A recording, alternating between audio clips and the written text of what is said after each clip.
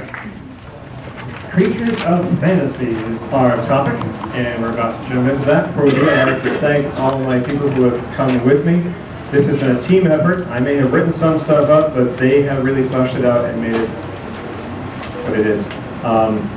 And I should point out that part of the Puff the Dragon piece is not mine. It is Regina Mason. She was the author of that part. You can find it in the program. You'll also find we're doing a skit that comes from a Reader's Theater. You will find that copy directly from the internet, as I was mentioning in my workshop today. That's on there. So, okay, with no further ado, we'll begin. And we have a song sheet in front of you, and I should first point out that the very first song, we actually start with the chorus. No, did I say that right? We start with the chorus. Yeah. Then we go to the verses. And there's also Puff the Magic Grange Dragon. I didn't type the word Grange in there. I knew my own mind was it was somewhere else. But we start that very first line, Puff the Magic Grange Dragon. It's a mouthful, but we'll get it out. You all set? Okay, Lester, here we go.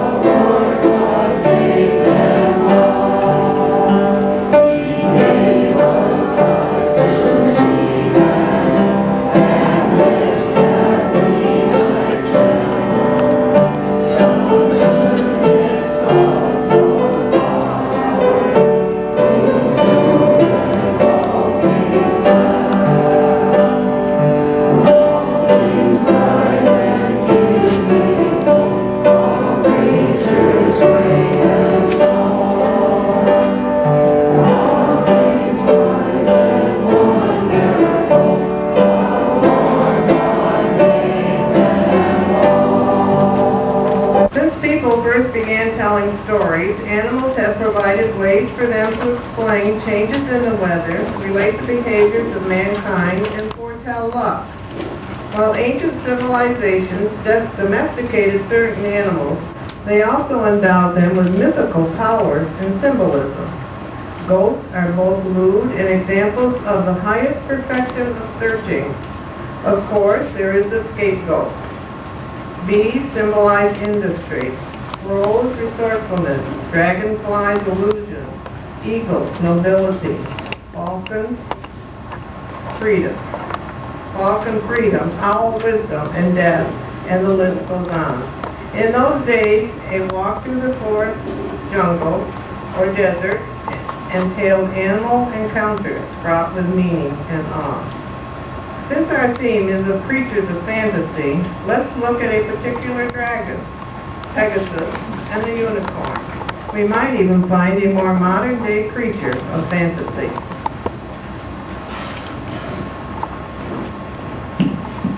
What are we going to do? We lost another member. That makes 5 this year. We need to get more younger members, but how? What we need is someone who can help us. But who could that be?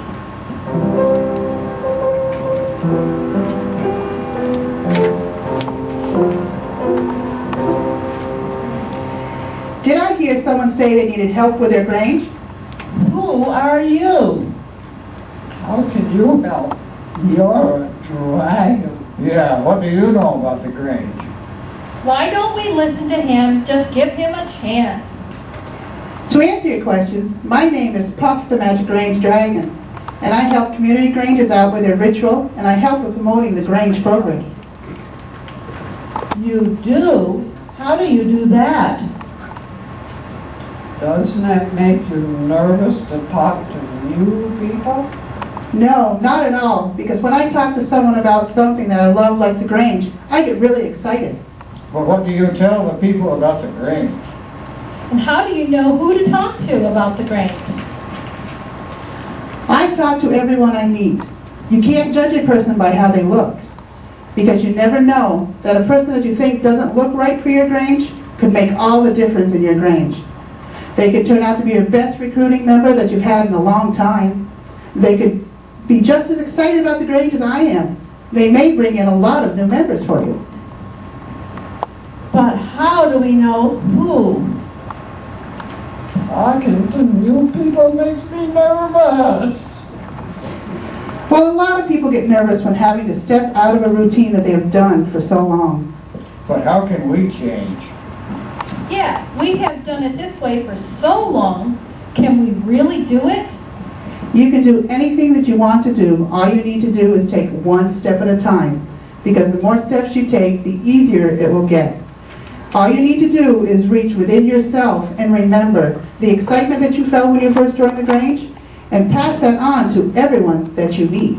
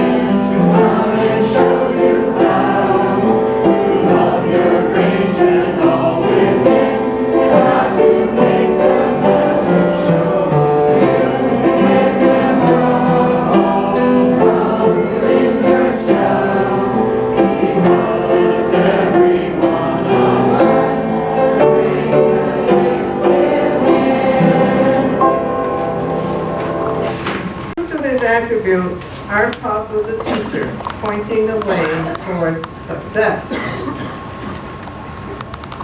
Was to set the stone out of the head in the desert when Perseus slew her.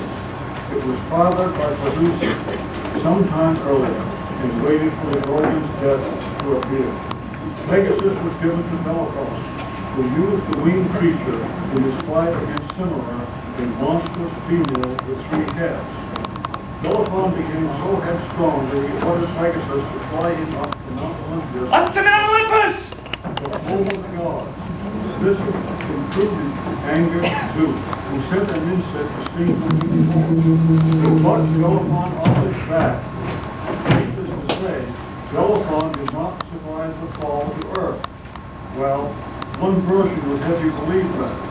Another claim was that Bellerophon wandered the Earth for the rest of his life, blind, lame, and shunned by man. Pegasus went on to greatness, however, as the thundering force of Jove, the very lightning bolt produced. How startling it is to find parallels in this story.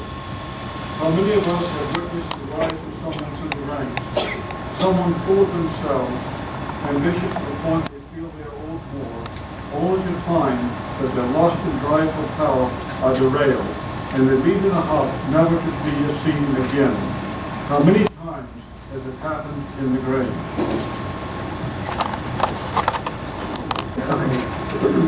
Unicorns are symbols of innocence, goodwill, fame, prosperity, healing, gentleness, purity of mind, joy, life, nature, and freedom. The popular image of a unicorn is that of a white horse with a single horn. The traditional unicorn has a billy goat beard, a lion's tail, and cloven hooves, which distinguishes him from a horse. It has been noted that the unicorn is the only fabulous beast that does not seem to have been conceived out of human ears. How it is that we never see a unicorn, and we ask you to please join us in a song and discover the secret.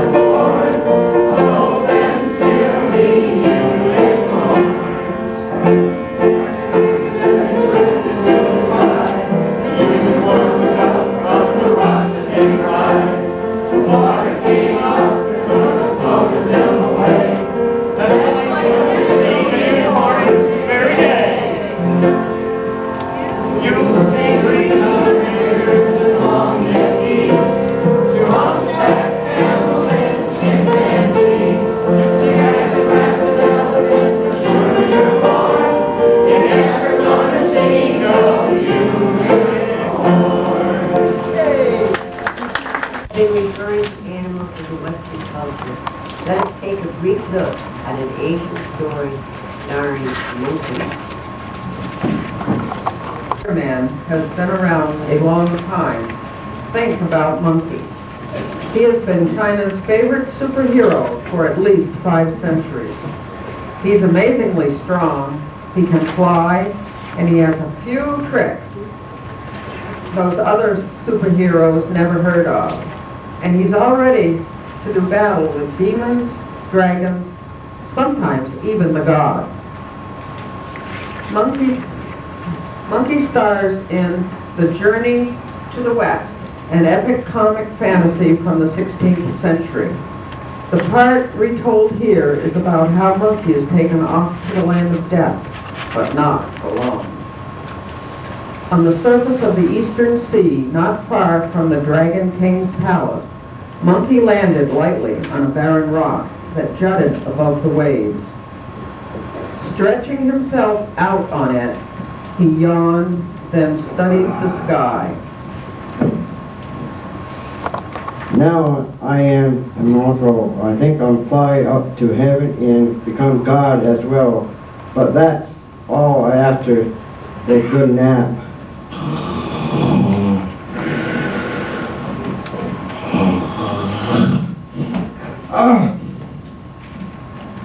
Is your name Monkey? That's right. All right, let's get going. They started to drag him off. Stumbling once, Monkey happened to glance back. There he saw himself, still lying on the ground. What? They rounded the rock and started across the desolate plain.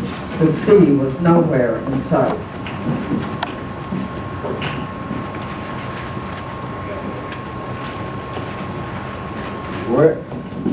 Where is this, and how did I get here? He wants to know how he got here. You got here the same way as everyone. After a while, they came to the wall of the city. Above the gate was an iron placard with characters inlaid in gold. Demon Gate of the Land of Darkness. Land of Darkness? But that's the land of Yama, Lord of the Dead. I don't belong here. That's what they all say. But I am immortal. I've gone beyond death. Tell that to the judge. All right, I will.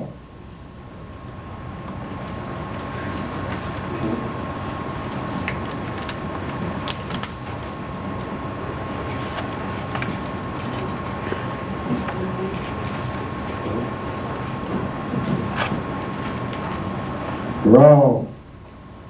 We didn't mean it. Can't you take a trick? Monkey followed the men, still swinging his staff. The demons of the city were terrified, and not one of them dared get in his way. By the time Monkey reached the Palace of Darkness, Lord Yama was waiting on a step. Sir, what seems to be the trouble?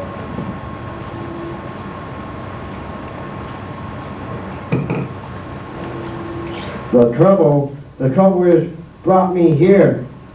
But sir, I assure you, you'll be judged fairly and punished.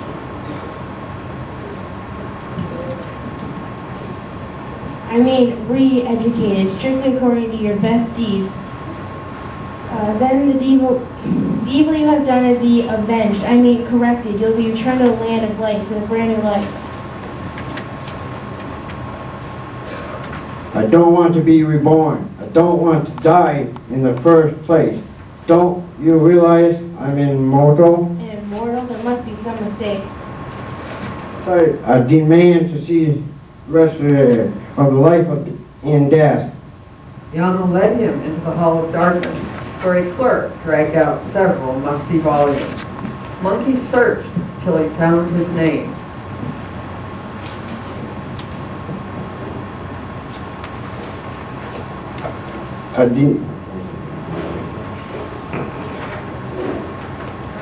Writing Rust.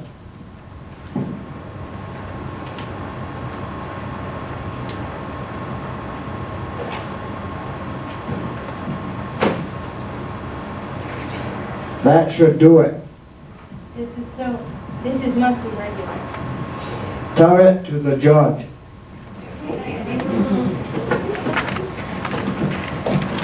Just outside the gate, Monkey tripped and fell rolling.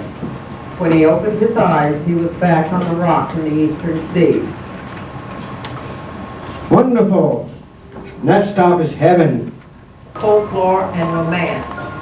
Fairies are often depicted as diminutive, winged humans with magical powers. The Tooth Fairy exchanged presents, usually coins for teeth left out or under one's pillow at night. Fairy godmothers are protective beings like guardian angels. Fairies should not be confused with gnomes, which are also mythical diminutive humans, but are deformed and live underground. Pixies, on the other hand, might be considered the type of fairy known for their cheerful nature and playful mischievousness.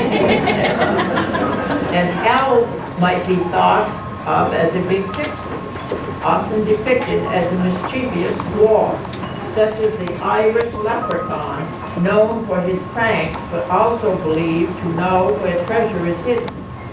Elves are sometimes depicted as helpers of magicians. As an example, Sandra's helpers. Okay, so this is my heel. This is my chin. This is my knee. Oh, good. This is my shoulder. That's my head. Thank you. This is my elbow. This is my thumb.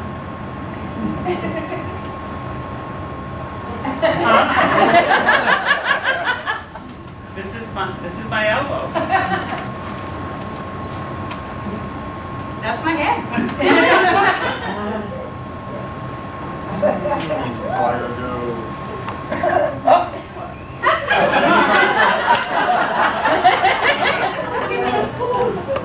No, this is my finger.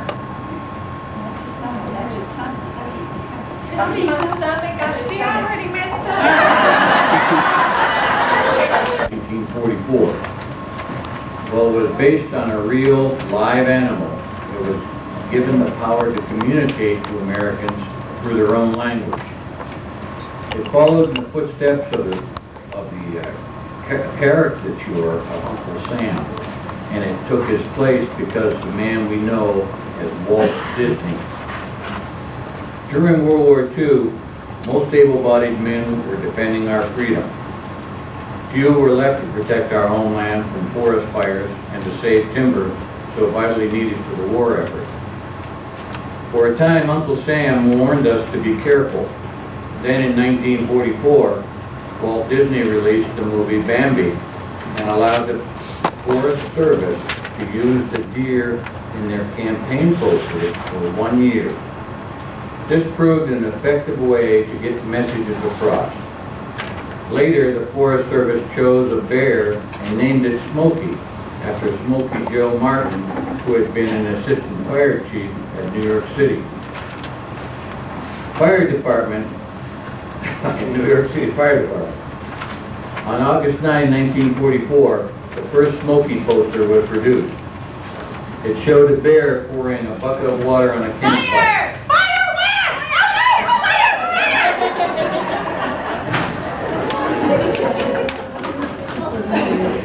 It wasn't until 1950 that a live bear became famous as Smokey. He was a little cub that survived the Capitan Gap wildfire in Lincoln National Forest. 24 firefighters were caught in the midst of the fire and ran to a rock slide where they managed to survive for an hour. When the smoke cleared, they saw a scorched hillside and clinging to a tree was a tiny bear cub, burnt and afraid. Hotfoot Teddy, as he was nicknamed then, was flown to Santa Fe for treatment. He soon gained nationwide attention and was renamed Smokey after the symbol of the fire protection. We know of his messages, but did you know that he was the first individual animal ever to be honored with a postage stamp? It commemorated Smokey's 40th birthday in 1984. Smokey also became so popular that he was given his own zip code because of the great amount of mail he received. Now join in with us to sing Smokey the Bear.